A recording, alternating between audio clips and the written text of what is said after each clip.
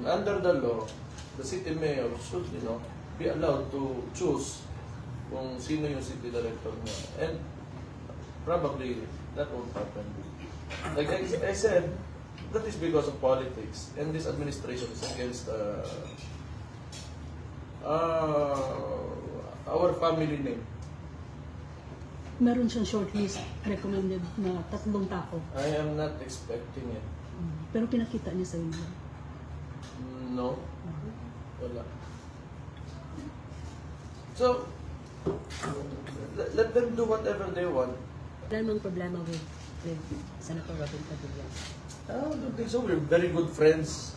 In fact, kung saan man siya, kung ano man desisyon niya sa kanyang politika, nandyan ako. Because 2016, magkasama kami sa Hong Kong and he supported the presidency of my father. So, I will always be loyal to Robin Padilla. I will go wherever he goes and I will always support him. Taylor, going back to that, you've mentioned federalism. Can you say that the PDP is working on it? It's one of PDP's thrust, but not really that alone. But I'd like to give emphasis to this. Kasi ngayon, that is why all of this is happening. Kaya the national government has too much power because of too much centralization. That's why they have control of the police, di ba? Kahit ako dapat pumili ng city director, sila nag-ano kasi hawak nila yung police. Yung presidente lang makakautos talaga ng CPNP sa naglalagay. So, if we devolve the powers and functions of government down to the local government units, then I think we can govern ourselves better. Kaya nga, may problema tayo ngayon sa, I think, in how we view governance dahil dyan. Because malayo yung national government, it's in Malacanang. It's a 2-hour plane ride from Davao City. And I'm sure they do not know kung ano yung gusto talaga ng mga tao dito, ano talaga yung, what is the culture, and how we identify ourselves as Taroeños. Hindi nila alam yan. So that's why they introduced candidates and they backed them heavily this recent elections. And yet, they got wiped out. So that's why. So I think it would be good for the country, so that provinces and like us, like Davao City, can govern ourselves better.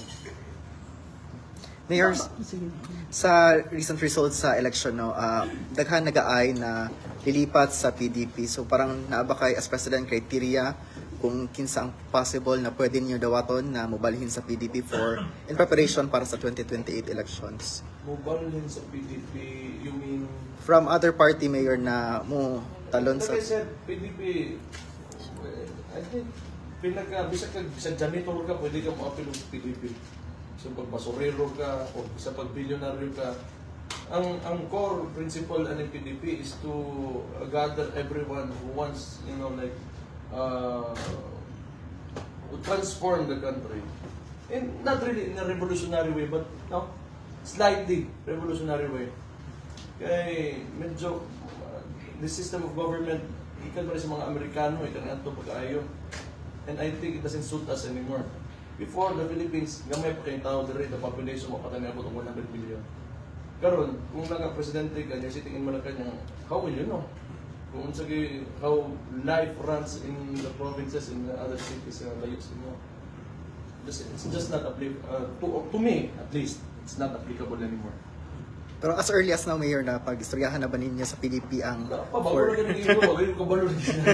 Bro, di na problema. I respect Robin Padilla's decision. I fully support him. Then, I will assume the position as acting president of PDP Laban. No problem for me. But, we'll talk about it. I will give you updates maybe when I gather the members. So, is this the time that you are going to formally invite VP Sara to join PDP? I do not know. We're very different when it comes to, she's my sister. You know, lahi na ang mga pagkaigsoon, lahi ang politika gid sa mga, sa magpangga gid eh. So, it's the same with sa akong amakan, siya, o any other else sa mga pamilya na nagpolitika. So we have our own directions and platforms when it comes to politics. So I cannot, hindi na ako gusto masumpanggan ko. Ano sa yung planning to gather sa PDP? Wala akong kabalo, bago lang yung kayo. Bago sa'yo, nag-reset na kayo sa nga development. Mayor, nakikitugan si FPR, hindi ka muna last time yung nakita ko sa ECC election. Sa Kani sa Davao City, siya itugon sa inyo. what na no? Muli ano daw to siya. Kumusta siya? Kumusta siya? Appearance? Basically, Sana na ako, okay siya. Kaya gusto ko rin siya maayo man. Ano ba? Murag better ang iyang, I think it's better. I truly believe it's better siya. Ang difference lang, medyo nag-lose siya weight yun. Mamaya to siya ng FPR. Or kasi dugay lang ako sa nakita, pero nabaguhan ko ba, ana. Pero, mayat siya. Pero it could be a good thing na namayat po siya. Kasi sa iyang edad, dili ko, wala akong kabalo eh. Kaya naman natin ito na wala po yung kanang mga recent mga assessment na natunggan ako. But, kanang, you know, when I talk to him, I think he's okay. Lingaw man, nalingaw sa Castorya. Gihagwa ko niya. Ikibaw siyang nag-uol ko eh. Ikibaw mo siya nga preso siya. So, ako yung gihagwa. Masig pagkatawa. More gyapon. Pero ikaw, sa kalugar, okay ka uban, mo gaganahan mo kaon yun. So, mo natanong na ko nga, wakay gana mo kaon. Wala ba? So, mo siguro namaya, pero okay man siya. Kasi kasultin mo ng country na willing tayo siya na want for the interviews. Kung kinsa man itong nasod, thank you in advance for accepting my father. If ever that will happen. But still, kung wala man, since kung isugot na ka, I will not forget this. Positive daanin ko ang career na ma-approve with sa operanta sa kanina sa Retrial chamber. service. Honestly, ako tan-amang good. Ang ICC, dili kayo confident kung tanaw sa yakan. Because ang katong extraordinary rendition nga nang tabo ng PRRD, ganito pa lang ang budaan, kung ano they should have sent him back here just to allow the process to take its course. And yet, gidawat nila dito sa ilang detention center. So, I have this suspicion nga ang ICC is a political tool. Kay, you know, it was in a kanang layman's term, technically it was kidnapping that transpired dito sa Atuan, sa Villamor Air Base. Subay pa dami yung mayor ang wansang bayan na coalition against sila ani. They warned the nation kung isa mo itong possible magawat kay FPRD na this is betrayal of justice and so on and so forth. Isa naman sila. Isa naman sila. Yung mga left na political po. organization. Mga left na po. Dari na sa Pilipinas. Yes. Yes. Na sila nuclear warhead. Kung wala, hilom sila. Because they cannot threat any country if you do not have military power. So, shut up, you idiots. Kapit si Franz Castro and Attorney Colmenares, they're so against with terrorists request. Kontra sa politika, na sila mapulos. Ito ni banha lang. Nagdaog na ito si Franz Castro kung sa ba na siya, gusto lang mamina, pamantuan na niya, noong isang taon. So ganito, Oh yes. hindi na ko na kuan ko Nasa giingon, nagkatawanan ka ayun. John Ray. John Ray. John Ray, di ano si John Ray. John Ray. Ano ba si John Ray, di ano na Oh, si John Ray. John Ray, ni nga na, baga na ba rin mo ibaw anday? Suot mo rin. Ganang, sagdi lang, ano mo din na sila. And Mayor, itubot nga si General Torre katong iyahang pagka-PNP chief and his promotion was not based on merit according sa imong ginaraspak siya sa imuha, and then kasi nakalimot daw ka nga ang first PNP chief under FPRD's administration is Senator Bato nga from one-star jumping to the four-star general. Kung sa imong tubag sa kanya. Di, kumpara po niya, no? Yan yung galingon. Hindi Pwede nga, mali ko nga siya, 2-star ni Ambag, 1-star ni Ambag, basta kay ni Ambag. So, while he compares himself to Bato, let me just point out the difference. Si Bato, kung ni Ambag man sa promotion, it is because it was to fight drugs and criminality. Si Torre, ni Ambag sa position because he is there to persecute those who are against drugs and criminality. So what does that say about this administration?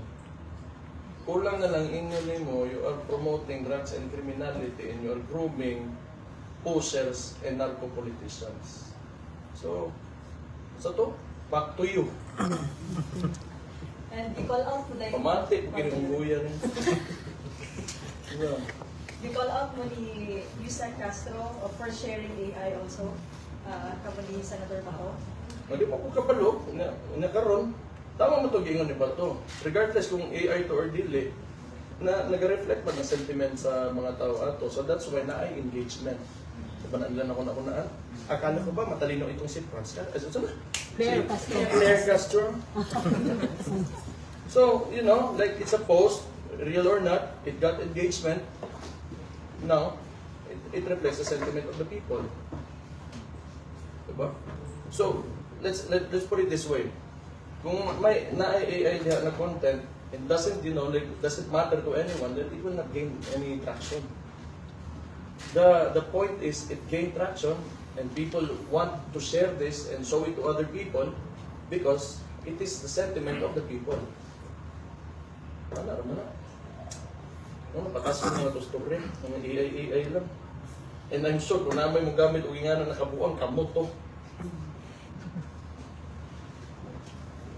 Mayor, pero bali ko kay Marantan, Mayor ako nila. Kay, how do you see sa imong sa iyahang pag-exit and usa akong expectations sa Butuli? Chaos.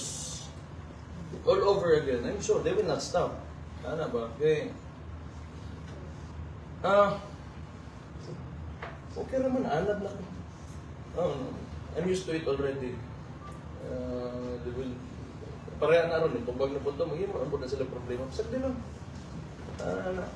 Pero nakikatapusan gid ang tanan. Ora gid na. Bisa pag, maybe in the next 2 years, 3 years, more than that, nagya po'y katapusan ang tanan. Ano nga, kita mga Dabawin nyo, we are known to be very resilient. Nata sa region nga historically unstable. There is imminent threat outside of our territory, terrorism and all of that. But we managed to build a city that everyone's comfortable and happily living in it. So, gamay ra kayo na sila kumpara sa itong ganyan.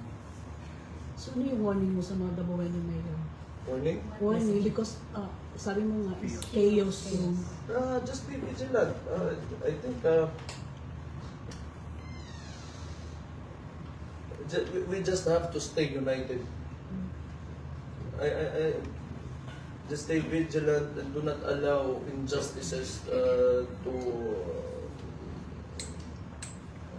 hayaan nyo na mangyari. We have to fight back. Kailangan natin magsalita because we have the freedom of speech. And, we will tell our fellow Filipino countrymen of what is happening here in our city. mayor diri sa local for the next 3 years sa atong mga padayon nga programs labi na katong bus atong gipalit mayor daghan na excited nga naghulat.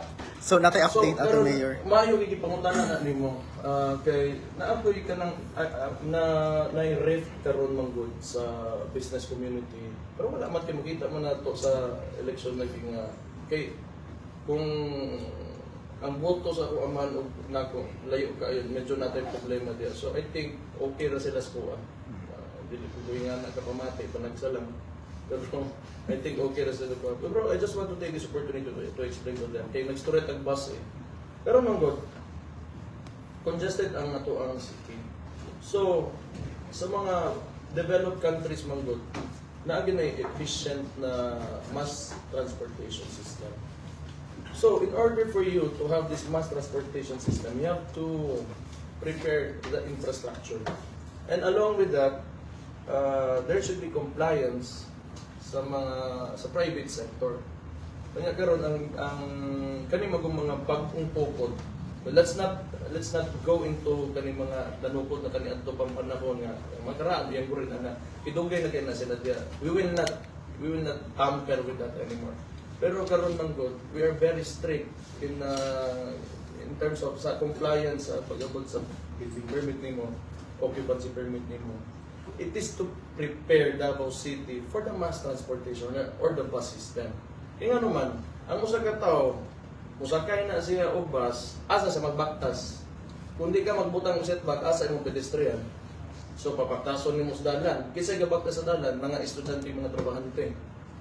Ang trabaho sa gobyerno, tagaan nimo komportable na kinabuhi itong mga workforce nimo because they are the ones who are kanang heavily contributing to the taxes.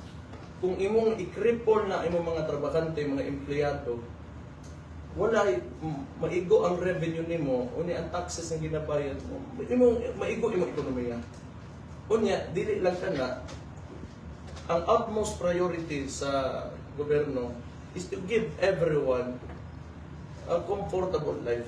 The quality of life must be kanang may pinaka top priority. So karon na kay bus system and yet wala kay pedestrian, asa mo na og tao. So kana tanan dili wala ko gan stricto lang ana because it's in the National Building Code. It's law that I am trying to implement. But is usay mo gud naanad na ta kani adto ba nga ingunan nga motukod kag building pero wala pa kay business permit. Asa man ta kalibutan nga nagapuyo ani. This is Davao City. I'm only trying to